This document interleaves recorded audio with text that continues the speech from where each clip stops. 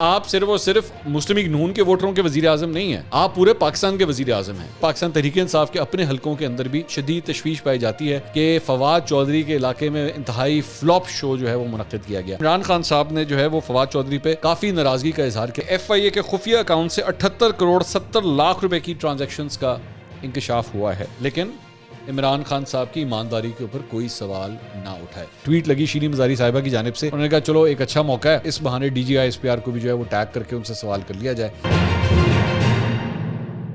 السلام علیکم ناظرین، میں ہوں منصور علی خان، اپنے ڈیجیٹل چینل کے اوپر آپ کو خوش آمدید کہوں گا۔ ناظرین، عمران خان صاحب جو ہے وہ ٹیلی تھون منعقد کرنے جا رہے ہیں، کل غالباً انہوں نے یہ ٹیلی تھون منعقد کرنی ہے سیلاب زدگان کے لیے۔ اس کے اندر ایک چیز جو بہت بڑی پرابلم آ رہی ہے، وہ زیادہ تر پاکستان تحریک انصاف کے لوگ یہ کہہ رہے ہیں کہ پیمرا نے ان کے لائیو خطاب کے اوپر پابندی لگائی ہے۔ اب ٹیلی تھون کے لیے ضروری ہے کہ آپ کا لائیو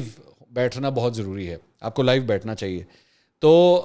وہ مطالبہ کر رہے ہیں کہ ان کے اوپر یہ پابندی ہٹائی جانی چاہیے، اور میں بھی ایکچولی اس چیز کو سپورٹ کروں گا۔ میں عمران خان صاحب پہ بہت تنقید کرتا ہوں، بہت بڑا ناقد ہوں ان کا، لیکن یہ چونکہ ایک اچھے کاز کے لیے ہو رہی ہے، میرے پاکستانیوں کے لیے ہو رہی ہے، سیلاب زدگان کے لیے ہو رہی ہے، تو بے شک ان کے اوپر سے یہ پابندیاں میں تو کہتا ہوں خیر ویسے بھی ہٹنی چاہیے۔ مجھے اس سے میں یہ نہیں ہے کہ صرف اس ٹیلی تھون کے لیے، میں آزادی اظہار رائے کے ساتھ ہوں ہمیشہ، اور میں ہمیشہ چاہوں گا کہ عمران خان صاحب کے اوپر کسی قسم کی ان کے بولنے پہ پابندی نہیں ہونی چاہیے۔ ایون اگر وہ جلسوں میں بھی بات کر رہے ہیں یا ایون وہ کوئی ٹیلی تھون بھی کر رہے ہیں، ان کے اوپر کسی قسم کی پابندی نہیں ہونی چاہیے۔ تو میں پاکستان تحریک انصاف کے اس مطالبے کے بالکل ساتھ کھڑا ہوں۔ اس کے علاوہ ایک اور جو اپڈیٹس ہے، ہم نے کل بھی اس کے اوپر ایک ویڈیو کی تھی کہ پاکستان تحریک انصاف کا جو جہلم میں جلسہ ہوا تھا، اس کے اوپر بہت زیادہ تنقید ہو رہی تھی، تو اس کے اوپر اب میرے پاس یہ اپڈیٹس آئی ہیں کہ ایون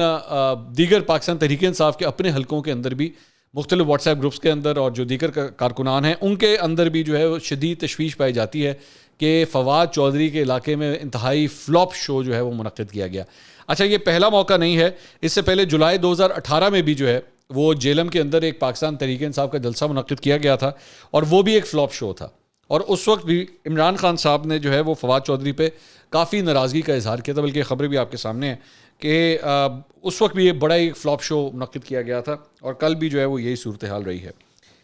اچھا جی، اس کے علاوہ ایک اور خبر جو ہے اس کا تعلق اب شہباز شریف صاحب کے ساتھ ہے۔ شہباز شریف صاحب نے جو ہے وہ کل سیلاب زدگان کے حوالے سے جو ہے وہ ایک اے پی سی بلائی ہوئی ہے، آل پارٹیز کانفرنس، لیکن افسوسناک طور پہ اور میں اس لیے افسوسناک کہہ رہا ہوں کیونکہ میرے خیال میں بہت ہی بے وقوفوں والا اسٹیپ ہے یہ کہ پاکستان تحریک انصاف کو نہیں بلایا گیا۔ اب پاکستان تحریک انصاف کو نہ بلا کے مطلب مجھے سمجھ نہیں آ رہی ہے آپ اچیو کیا کرنا چاہ رہے ہیں۔ وہ اس لیے کیونکہ جن صوبوں میں یہ سیلاب آیا ہوا ہے اس وقت، آزاد کشمیر، گلگت بلتستان، خیبر پختونخوا اور پنجاب، سندھ میں بھی ہے، ظاہری بات ہے، لیکن ان 5 صوبوں میں سے 4 صوبوں کے اندر اس وقت پاکستان تحریک انصاف کی حکومت ہے، صوبائی حکومتیں ان کی ہیں۔ اب جس پارٹی کی صوبائی حکومتیں وہاں پہ ہے، آپ اس پارٹی کو اے پی سی میں نہیں بلا رہے، اس سے زیادہ مطلب بیوقوفوں والی اے پی سی کیا ہوگی؟ اس اے پی سی کا کرنا کیا ہے، اس کا فائدہ کیا ہے؟ مجھے نہیں پتا شہباز شریف صاحب کو یہ تجویز کس نے دی ہے، but it is a very very wrong decision. آپ ان کو بلائیں، وہ آتے ہیں نہیں آتے یہ ان کا فیصلہ ہے، لیکن کم از کم آپ اپنا کام تو پورا کریں نا۔ آپ اپنی طرف سے جو ہے وہ دعوت آپ کو جانی چاہیے۔ آپ ایک ملک کے وزیر اعظم، اور ذہن میں رکھیے گا کہ آپ صرف اور صرف مسلم لیگ نون کے ووٹروں کے وزیر اعظم نہیں ہیں، آپ پورے پاکستان کے وزیر اعظم ہیں۔ پاکستان تحریک انصاف کے ووٹر سپورٹر آپ سے کتنی نفرت کرتے ہوں، وہ کتنا ہی کہیں امپورٹڈ حکومت نامنظور تو وزیر اعظم نامنظور، ہم اس کو وزیر اعظم نہیں مانتے، جس طرح عمران خان صاحب کہتے ہیں، ان کے ماننے نہ ماننے سے فرق کوئی نہیں پڑتا، کیونکہ حقیقت یہ ہے کہ پرائم منسٹر ہاؤس کے اندر جو شخص بیٹھا ہوا ہے، پرائم منسٹر کا پروٹوکول، پرائم منسٹر کا عہدہ جس شخص کے پاس ہے، اس کا نام شہباز شریف ہے۔ تو شہباز شریف صاحب کو ایک پارٹی کے صدر سے بالاتر ہو کے ایک ملک کے وزیر اعظم کے طور پہ سوچنا چاہیے۔ تو I think it's a very bad precedent. ایک اور خبر جو ہے وہ صدر عارف الوی کے حوالے سے ہے۔ عارف الوی صاحب نے جناب اپنی شادی کی 50ویں سالگرہ جو ہے وہ منعقد کی پریزیڈنٹ ہاؤس کے اندر گزشتہ رات کو، اس کی تصویریں بھی شائع کی گئیں، بڑے کیک شیک وہ کاٹ رہے تھے۔ تو اس عشائیے میں جو ہے وہ اس تقریب میں یتیم اور خصوصی بچوں کو جو ہے وہ بلایا گیا، ان کے آفیشیل اکاؤنٹ سے جو ہے وہ یہ چیزیں جو ہے وہ شیئر کی گئی، لیکن ان کے اوپر سویر قسم کی تنقید ہو رہی ہے کہ ملک کی حالت دیکھیں، ملک اس وقت کس صورتحال سے گزر رہا ہے، اور آپ پریزیڈنٹ ہاؤس کے اندر جو ہے وہ اپنی شادی کی سالگرہ منا رہے ہیں۔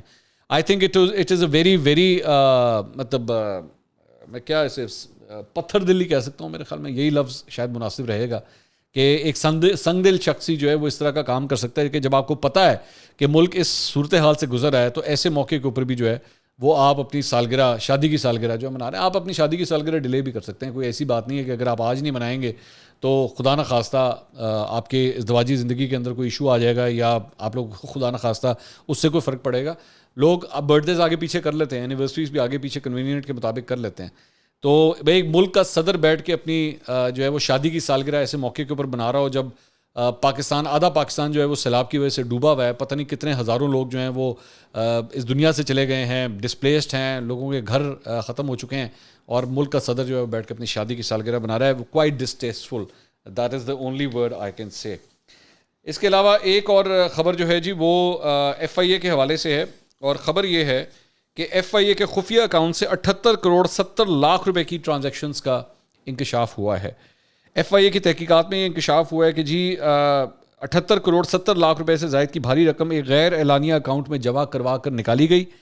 یہ رقم مبینہ طور پر پاکستان تحریک انصاف نے ایک ایسے بینک میں رکھی ہوئی تھی جو اب غیر فعال ہو چکا ہے. کے ایس بی بینک کی بات ہو رہی ہے.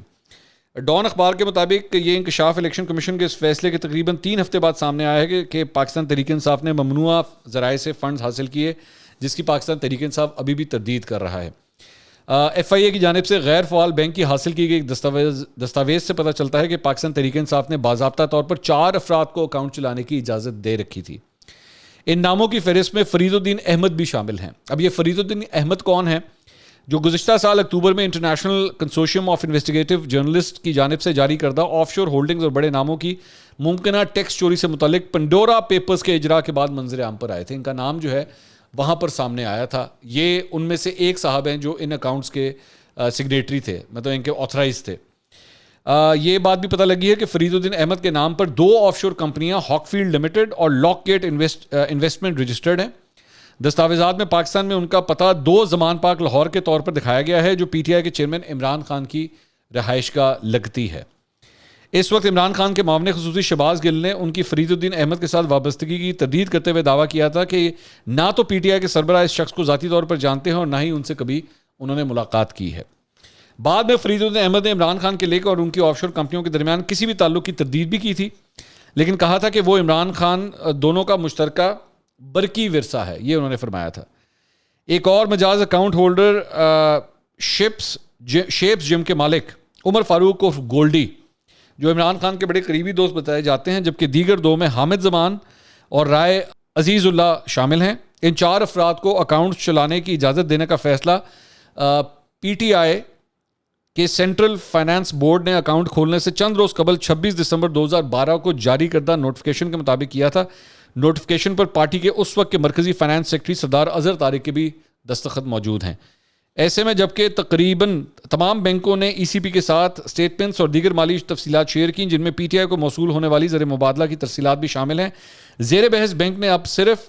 ایف آئی اے کے ساتھ تفصیلات شیئر کی ہیں, جبکہ اس سے پہلے ای سی پی کے ساتھ تعاون کرنے سے اس نے انکار کر دیا تھا. جولائی 2018 کو لکھے گئے خط میں بینک نے ابتدائی طور پر ای سی پی سے مزید وقت مانگا تھا, اور آخر میں اگست 2018 کو لکھے گئے ایک اور خط کے ذریعے سافٹ ویئر کی عدم مطابقت کو وجہ بتاتے ہوئے ای سی پی کے ساتھ تفصیلات شیئر کرنے سے اس نے معذوری کا اظہار کیا تھا. یہ بات دلچسپ ہے کہ پہلے اور دوسرے خط کے درمیان 5 ہفتوں کے وقفے کے دوران ملک میں عام انتخابات 25 جولائی 2018 کو منعقد ہوئے, اور پی ٹی آئی کے چیئرمین عمران خان نے 18 اگست 2018 کو وزیر اعظم کے عہدے کا حلف اٹھایا. ڈان کی یہ خبر ہے تو ڈان نے سینئر نائب صدر فواد چودھری اور سردار اظہر فاروق سمیت پی ٹی آئی کے متعدد رہنماؤں سے رابطہ کرنے کی کوشش کی, لیکن بار بار کوشش کے باوجود انہوں نے تبصرہ کرنے کی درخواست کا جواب نہیں دیا. رابطہ کرنے پر پی ٹی آئی کے مرکزی میڈیا آفس کے ترجمان نے کہا کہ ایک ڈسبرسمنٹ اکاؤنٹ ہے, نہ کہ کلیکشن اکاؤنٹ, اور اس میں کچھ بھی غیر قانونی نہیں ہے. تو یہ جناب ایک اور اکاؤنٹ کا جو ہے وہ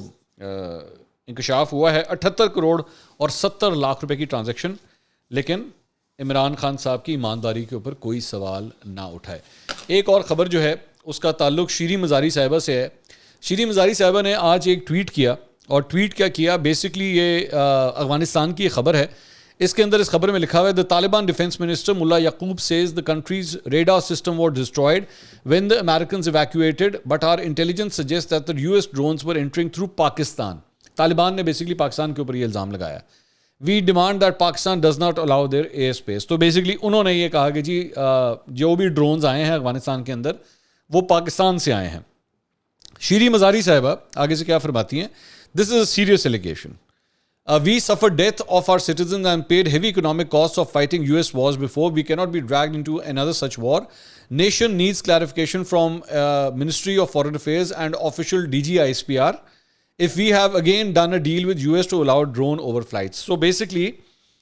شیریں مزاری صاحبہ جو ہیں وہ منسٹری آف فارن افیئرز یعنی کہ وزارت خارجہ اور D G I S P R سے سوال کر رہی ہیں کہ جی بتائیں، یہ بڑی سیریس الیگیشنز ہے، بتائیں کہ کیا پاکستان نے جو ہے وہ امریکہ کے ساتھ ایسا کوئی معاہدہ کیا ہوا ہے.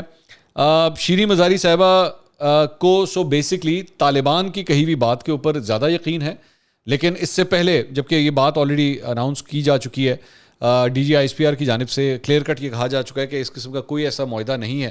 لیکن اس کے باوجود جو ہے وہ ان سے وہ سوال کر رہی ہیں. سو شیریں مزاری صاحبہ کو پاکستانی اتھارٹیز سے زیادہ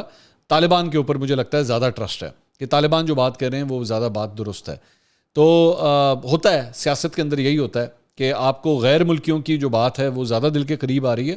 لیکن اپنے ادارے یا اپنی فارن منسٹری جو بات کر رہی ہے آپ اس کے ساتھ کھڑے ہونے کے لیے تیار نہیں ہیں. سیاست ضرور کیجئے، 100 دفعہ کیجئے، ڈنکے کی چوٹ کے اوپر کریں، لیکن براہ مہربانی جب انٹرنیشنل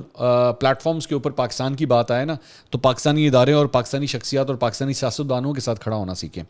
عمران خان صاحب سے لاکھ اختلاف صحیح، لیکن جب وہ ملک کے وزیر اعظم تھے اور پاکستان کو جا کے کہیں پہ ریپرزینٹ کرتے تھے نا تو پھر میں خود بھی یہ برداشت نہیں کرتا تھا کہ ان کے اوپر تنقید کی جائے، کیونکہ وہ پاکستان کی نمائندگی کر رہے تھے، پاکستان کے جھنڈے کو ریپرزینٹ کرتے تھے وہاں پہ. تو مجھے بڑی ڈسٹریسفل قسم کی یہ ٹویٹ لگی شیریں مزاری صاحبہ کی جانب سے، انہوں نے کہا چلو ایک اچھا موقع ہے ذرا اس بہانے D G I S P R کو بھی جو ہے وہ ٹیگ کر کے ان سے سوال کر لیا جائے، کیونکہ طالبان یہ بات کر رہے ہیں کہ جناب پاکستان سے جو ہے وہ حملہ کیا گیا. شیریں مزاری صاحبہ آپ کی لائلٹی، آپ کی تمام تر فیلنگز جو ہیں اس اسلامک ریپبلک آف پاکستان کے ساتھ ہونی چاہیے، نہ کہ افغانستان کے طالبان کے ساتھ، کہ وہ اگر پاکستان کے اوپر کوئی الزام لگائیں تو آپ ان کے ساتھ جا کے اس بات کے اوپر کھڑی ہو جائیں. اگلی ویڈیو میں دوبارہ ملاقات ہوگی. اللہ حافظ.